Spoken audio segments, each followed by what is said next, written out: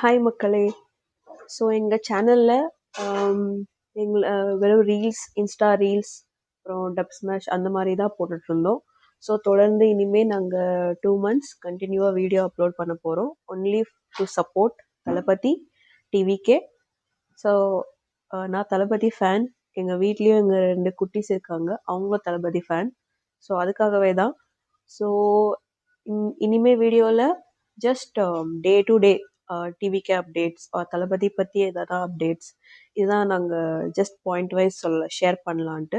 At least எங்கள் மூலமாக ஒரு 10 பேர் இல்லை 20 பேருக்கு போய் சேரணும்னா சப்போர்ட் பண்ணுங்கள். ஸோ இந்த தடவை TN 2026 எலெக்ஷன் கண்டிப்பாக தளபதியோட கோட்டையாக தான் மாறணும்.